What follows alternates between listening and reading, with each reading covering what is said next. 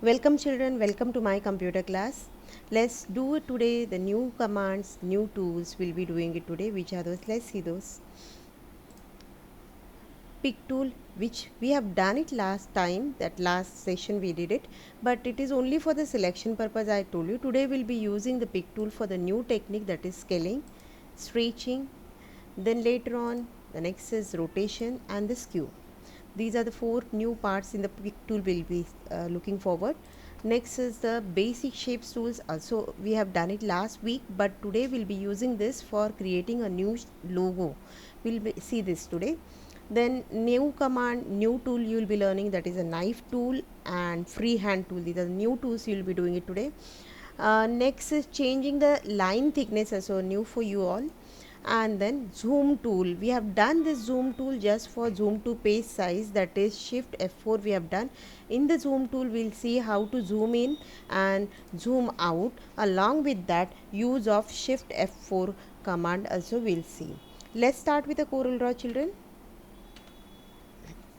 In the Corel Draw, first of all, today what we are going to do is, as I told you, we'll be doing using the different logos and different designs, and using those while creating these logos or designs, we'll be learning new commands or tools which are there, which are the techniques for the Corel Draw. We'll be learning while drawing these commands, while drawing this logo. Let's see, today we'll be drawing a new logo, new design, that is of kite. Will be drawing a kite. It's very simple children. Kite, if you feel that is it like a we are drawing in a paint. See, paint is different software which doesn't provide the facility which we have in a Corel Draw. It's very simple, but with this simple technique, with the simple logo, we'll be doing it new commands so that we can you can understand well. Okay, now I'm drawing a kite. So basic shape for the kite we required is the square we require, right? So that I'm selecting rectangle tool. How to use rectangle tool, we have done it in the first video. Let's start with a rectangle tool. Here I want to draw a square. So square, that means we need to make use of which key? I'm pressing control button to draw a square, perfect square. Is it done? Now we will go further. The next part is selection technique, as I told you, that we'll be doing today. In the selection, I'm using for selection, I'm selecting pick tool. I'm using pick tool for selecting the object, is it? When I click on pick tool, it gives me different nodes around the object, right? Now let's see this, what is the use of these nodes. These corner nodes are used to increase or decrease size of the object, maintaining the proportion. Okay, it increase or decrease the size of the object. See, from any corner I can increase or decrease the size of the object, right? Next is we have got the mid nodes. What is the use of these mid nodes? We'll see. These mid nodes are used for the purpose of stretching an object. When I use this mid node to stretch an object, that means only from one side it increase the size of the object, and this side, if I use this node, if I use the other side, I can increase the size of the object. This is called as stretching. Okay, scaling maintains the proportion, height and width proportionate it maintains in scaling.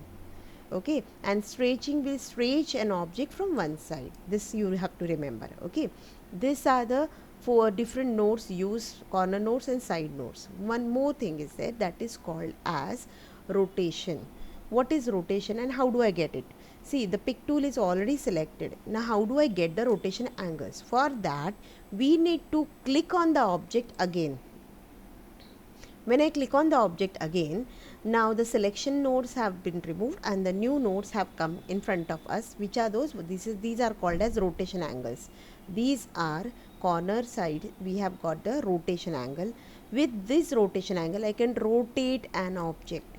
Okay, this is a rotation angle. See this, I can rotate object. Okay, now I'm just keeping it as it was.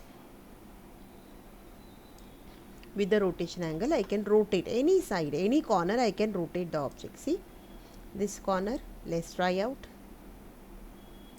Done. Next we have got in the middle, we have got different nodes. These are called as skew. the skew effect. If you want, you can make use of the skew button. See this way you can skew an object. Is it clear to you? Let's move further now. This is what we can make use of this pick tool for stretching, scaling, rotating and skewing. These are the 4 different use of the pick tool we have seen. Now next, let's go further. Next part, let me remove this first of all. How do I remove? You need to click on the object and press delete button. Now after that, as I have told you at the beginning, we want to draw a kite. To draw a kite, what to do? Select a rectangle tool, keep pressing control button and draw one square. Done. After this, let us rotate the object. To rotate the object, we have to go for pick tool. Okay, as I have told you just now, to rotate the object, what we need to do? Click on the object and rotate it. See, I am just trying to rotate it. Okay, this way I required to keep it because diamond shape we required, no, right, for a kite. Done. Rotation is done. Now once it is done, you may fill color inside, whichever color you like. Fine. After that, we required here in this bottom of the kite, we required a tail for it. That means a triangular shape is always there. How do I get that triangular shape? For that, I'll suggest you can go for basic shapes. In the basic shapes we have got, when we keep clicking on the tool of the basic shape, can you see this fly out menu comes? All of you please observe this. All these tools, in the right bottom corner, one arrow is given in the black dark color. Is it? This black arrow shows that these tools are expandable. That means these tools contains fly out menu. Now only 2 tools doesn't have this black arrow at the right bottom corner, which is that one is a text tool and the other one is the pick tool. Rest all the tools have these arrows. This arrow indicates these are expandable. More tools are there inside it. How do I activate those? You can keep clicking on it and you can get the fly out menu. Inside the fly out menu, different tools are given. Okay, now I wanted to draw a triangular shape. To get the triangular shape, we have got to use flowchart shapes. Okay, in the flowchart shapes, in the property bar, can you see the property bar? As I told you, property bar's properties keep on changing as I select the different tools. Now the property bar has changed. It is giving me the tools related to the flowchart shapes. Now I'm clicking on the perfect shapes. In this we have got the triangular shape, selecting it and drawing one triangle. Okay, let it be as much size big you require, you select and do it. Okay, now after doing it, I'm just giving color to it. I'm selecting pick tool and trying to adjust this triangular shape exactly at the bottom corner of that square. Okay, done. Fine. Now all of you just see what I'm doing is one is square with a rotation we have done and one triangle. Right, what else is there in the kite? We required a thread also to display. How do I draw a thread? Let's go for the new command, that is freehand tool. Fourth tool from the toolbox is the freehand tool. This tool we are doing it first time. Let me explain you what is the use of this tool. Okay, this tool will help me out to draw a freehand line. For example, how do we use a pen or a pencil on a paper and we can draw any shape we want? Likewise, we can draw here. How do I draw freehand line? By clicking and dragging. See, click and drag, that way. Okay, freehand line is ready. Along with this tool, I can make a straight line also. How to get a straight line? For freehand line we did click and drag. To get a straight line, you just have to click, move your mouse arrow, okay, and then click. You will get a line. But perfect straight line when you required, that time what you can do is click, move your mouse arrow by pressing control button. Okay, now you will get only a straight line. Now click at the other end of the line and leave your control button. See, the line is ready. Okay, let's draw a horizontal straight line. How? Just go for a freehand tool, click where you want the line should start, keep pressing control button and move your mouse arrow come to the other end of the line and then press left click again to end the line. See, line is ready. Okay, I have showed you both the ways how to make use of a freehand tool. Freehand tool will help me out to draw a freehand line, and it will help me out to draw a straight line also. Okay, fine. So let's see this. I required here freehand line because thread not always, it will not be in a straight line, so that's why let's draw it. Let me remove these extra lines which we have designed just now. How do I remove? Select a pick tool and click on the lines which you don't want. I'm just selecting and deleting it.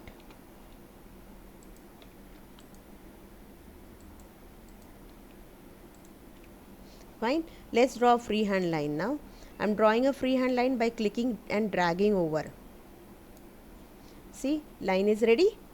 Okay, now always remember, when the line is designed, when it is done, okay, do not forget to change the thickness of the line. How do I change the thickness of the line? For that we need to go for the property bar again. See, the property bar properties have changed again.